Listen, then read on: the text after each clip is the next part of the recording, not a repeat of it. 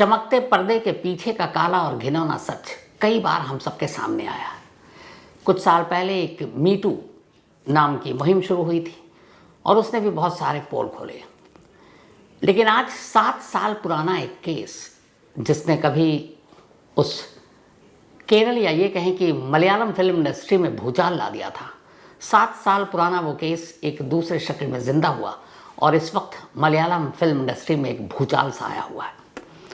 हर रोज़ नए नए खुलासे हो रहे हैं, हर रोज़ इस्तीफे हो रहे हैं, बड़े बड़े स्टार को डायरेक्टर बाकी लोगों के नाम आ रहे हैं। और वजह क्या है कि मलयालम फिल्म इंडस्ट्री के चमकते पर्दे के पीछे का काला सच, एक ऐसी रिपोर्ट जिसने मलयालम फिल्म इंडस्ट्री या बॉलीवुड के काले सच को उजागर कर दिया है।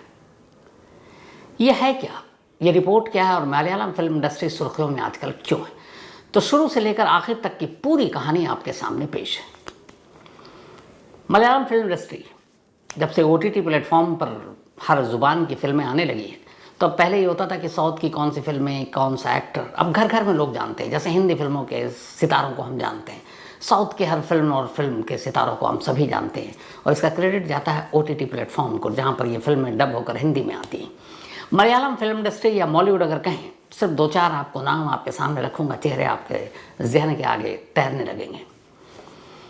मोहनलाल शानदार कलाकार, ममूटी बेमिसाल कलाकार, इसके अलावा अगर आप बात करें दुल्कान हैदर एक बेहतरीन एक्टर, इसके अलावा फहाद फासिल, पुष्पा फिल्म आपने देखी होगी जिसमें आखिर में इंस्पेक्टर का रोल किया, तो दुलकर सलमान, फहाद हासिल, ममूटी, मोहनलाल जैसे मजे हुए कलाकार इसी बॉलीवुड यानी कि मलयालम फिल्म इंडस्ट्री से आते हैं।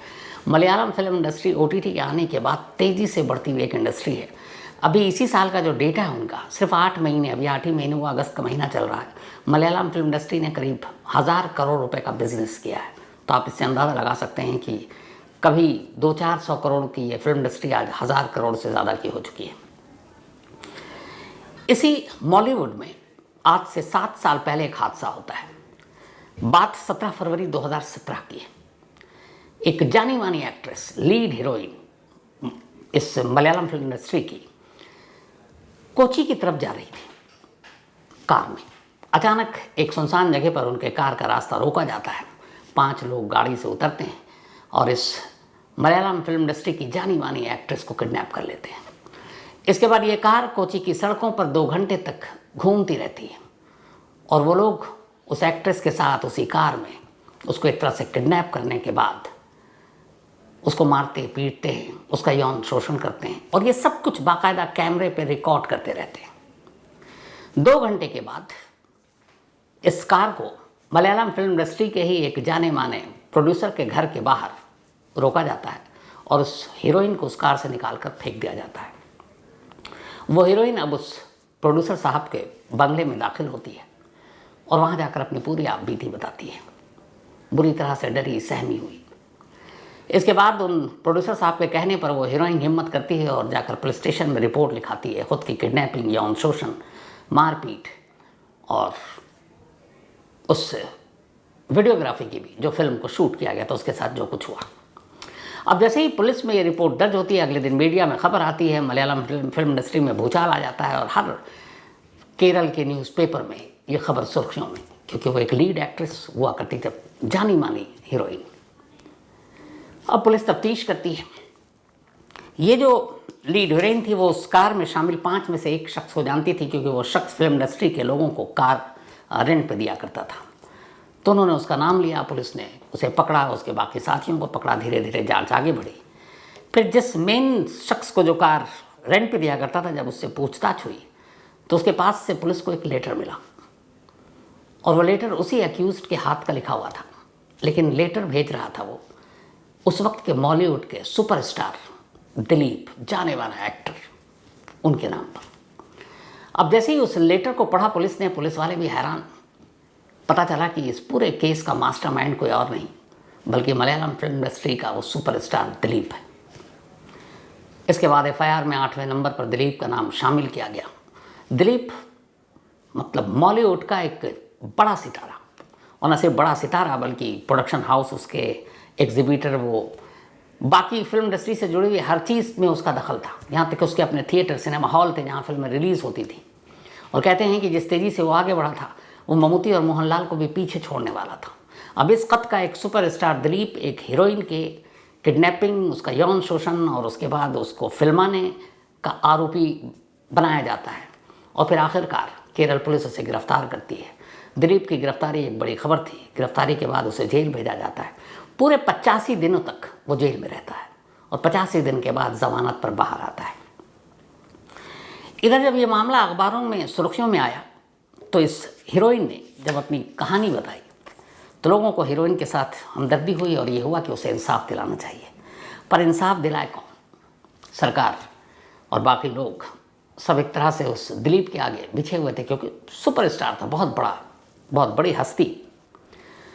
तो सरकार और पुलिस से मायूस होकर केरल की 18 जानी मानी महिलाओं ने, जिनमें कुछ फिल्म इंडस्ट्री से भी जुड़ी हुई थी, कुछ NGO से थी, इन लोगों ने एक ऑर्गेनाइजेशन बनाया, 18 महिलाओं ने, और उस ऑर्गेनाइजेशन का इन्होंने नाम रखा विमेन इन सिनेमा कलेक्टिव। और इस संगठन के तले उन्होंने उस हीरोइन के इंसाफ की एक मुहिम छेड़ दी। धीरे धीरे लोग इससे जुड़ते गए, मीडिया ने भी इसको हाईलाइट किया, लोगों का सपोर्ट आना शुरू हुआ। अब ये संगठन एक बड़ा आंदोलन के तौर पर देखा जाने लगा। बाद में सरकार को एहसास हुआ कि वो गलत कर रही है, क्योंकि इस संगठन के जरिए एक हीरोइन को इंसाफ दिलाने की मुहिम शुरू हुई है, जबकि ये काम पुलिस और सरकार का है।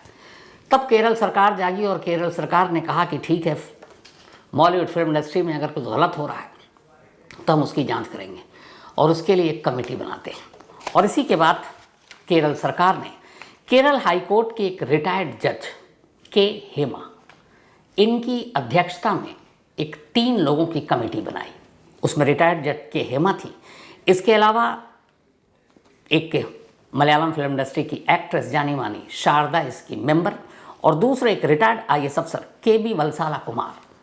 तो वलसाला कुमार, शारदा, ये दोनों इस कमेटी में, और इस कमेटी की प्रेसिडेंट अध्यक्ष रिटायर्ड जज केरल हाई कोर्ट की के हेमा, और इसीलिए इसको नाम दिया गया हेमा कमेटी। 2017 में केरल सरकार ने इस कमेटी को बनाने का ऐलान किया। इन 3 लोगों ने अपना काम करना शुरू किया। इस कमेटी ने अगले 2 सालों तक बॉलीवुड यानी कि मलयालम फिल्म इंडस्ट्री के लगभग 80 से ज़्यादा महिलाओं से, लड़कियों से डिटेल में बातचीत की, ख़ासतौर पर उन लोगों को जिनकी उम्र 30 साल के नीचे है। उस वक्त की जानी मानी जितनी एक्ट्रेस थी बॉलीवुड फिल्म इंडस्ट्री से जुड़ी, मतलब जितनी फीमेल, सबसे बात की गई, 80 से ज़्यादा महिलाओं से। और 80 से ज़्यादा महिलाओं से बातचीत करने के बाद हेमा कमेटी ने अपनी रिपोर्ट 2019 में केरल गवर्नमेंट को सौंप दी। अब सौंप दी तो इसके बाद ये हुआ कि भाई कमेटी की रिपोर्ट में क्या है, इसको सार्वजनिक किया जाए, इसको पब्लिक डोमेन में लाया जाए। लेकिन केरल सरकार ने कहा कि नहीं, ये थोड़ा प्राइवेसी का मामला है, इसमें जो तमाम हीरोइन ने कहा है, जो बयान दिए हैं, हम उसको सार्वजनिक नहीं कर सकते। और इस तरीके से ये रिपोर्ट जो 2019 में हेमा कमेटी ने मलयालम फिल्म इंडस्ट्री की गंदगी के बारे में सरकार को दी थी, सरकार उस पर एक तरह से फाइल को दबाकर बैठ गई। 19 से 5 साल बीत गए। इस दौरान में बहुत लोगों ने कोशिश की कि यह रिपोर्ट सार्वजनिक की जाए, लेकिन नहीं हुई।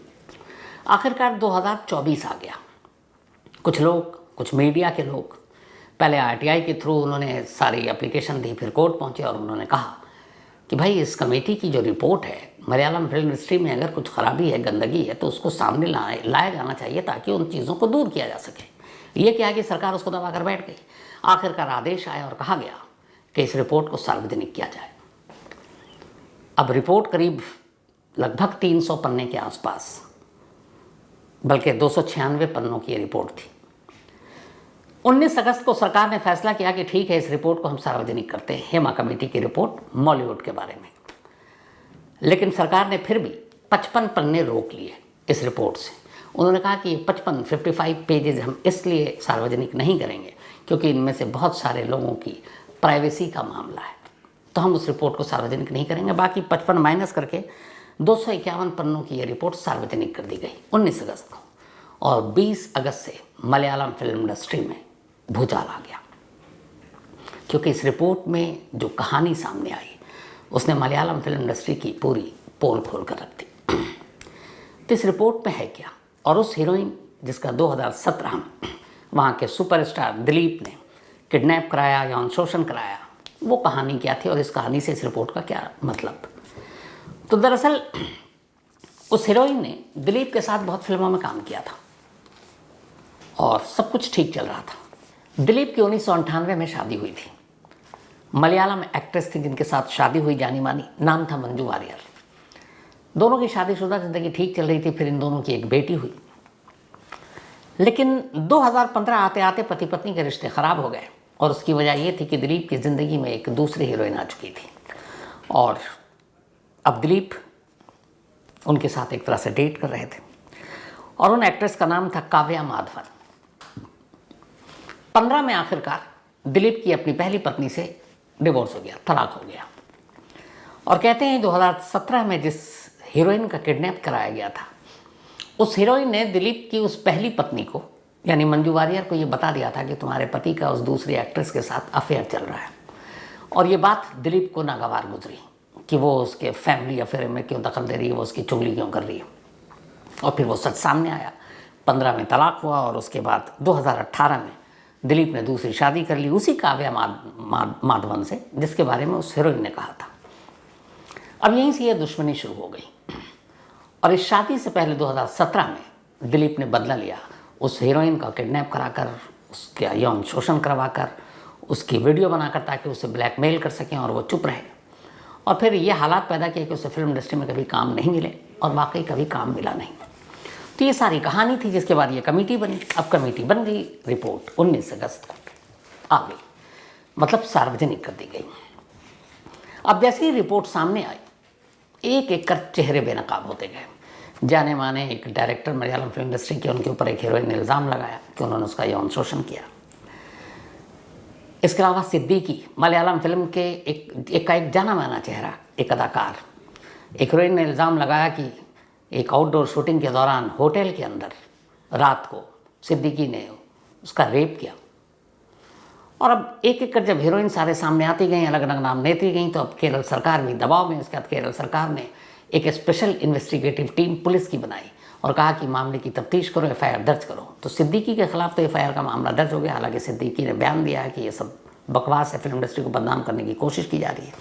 लेकिन इसके साथ साथ फिर उंगली उठी मलयालम फिल्म की इंडस्ट्री का जो एसोसिएशन है उसके ऊपर, और वो नाम है मलयालम मूवी आर्टिस्ट एसोसिएशन। और इसके अध्यक्ष जो है वो कोई और नहीं है, मतलब मैं सिर्फ मलयालम नहीं कहूँगा, इंडियन फिल्म इंडस्ट्री के one of the finest actor Mohanlal इसके अध्यक्ष हैं। मोहनलाल ने भी इस्तीफ़ा दे दिया और मोहनलाल के साथ मलयालम मूवी आर्टिस्ट एसोसिएशन से जुड़े हुए 17 के 17 मेंबर ने इस्तीफ़ा दे दिया, ये कहते हुए कि हम मौलिकता और नैतिकता के आधार पर इस्तीफ़ा दे रहे हैं, क्योंकि इस कमेटी में ऐसी ऐसी रिपोर्ट हमारी इंडस्ट्री के बारे में है और अगर हम कुछ नहीं कर पाए तो फिर हमें इस एसोसिएशन में रहने का कोई हक़ नहीं है। तो अब इस्तीफ़े की जो है वो झड़ी लग गई। इसके अलावा एफआईआर की भी झड़ी लग रही, एक एक करके सबके नाम सामने आ रहे हैं। बट सवाल ये है कि आखिर इस रिपोर्ट में ऐसा क्या लिखा 251 पन्नों के रिपोर्ट में हेमा कमेटी ने। तो अगर आपको चीज़ें सिर्फ 17 अलग अलग पॉइंट पर इस रिपोर्ट ने ध्यान खींचा है, लेकिन मैं सिर्फ 6 आपको बताऊंगा बातें जो आंखें खोलने वाली और फिल्म इंडस्ट्री की गंदगी को उजागर करने वाली है। इस रिपोर्ट में 80 से ज़्यादा फिल्म इंडस्ट्री से जुड़ी हुई महिलाओं से जब इंटरव्यू किया गया, उनसे पूछताछ की गई, तो ज़्यादातर ने एक बात कही। वो पहली चीज़ है कि जब भी कोई newcomer female Malayalam film industry में दाखिल होती है काम करने के लिए, किसी director, producer, cast director, production house, तो वहाँ बातचीत के बाद उनसे पहला एक सवाल पूछा जाता है और वो होती है एंट्री कोड। एंट्री कोड एक मलयालम फिल्म के डर्टी पिक्चर का डर्टी कोड है। ये एंट्री कोड ये होता है कि कोई भी फीमेल महिला जो हीरोइन बनने या फिर कोई किसी तरह की भी आर्टिस्ट बनने के लिए आती है, तो उसके बाकी तमाम उसकी एक्टिंग की कला के अलावा ज़्यादा जोर दिया जाता है ये पूछने पर कि ये बताओ कि अगर आपको हम काम दें और थोड़ा बहुत कंप्रोमाइज़ करना पड़े या एडजस्ट करना पड़े तो क्या आप उसके लिए तैयार हैं। अब जो फिल्म इंडस्ट्री में नाम कमाने आते हैं, बहुत सारे लोगों के सामने ये गुजरता है। अब सामने वाली कंफ्यूज नई इंडस्ट्री में आई है, तो फिर उन्हें बताया जाता है कि आज ये जो आप टॉप की हीरोइनों को देख रहे हैं ना फिल्म इंडस्ट्री में हमारे यहाँ, इन सभी ने कॉम्प्रोमाइज़ किया और एडजस्ट किया।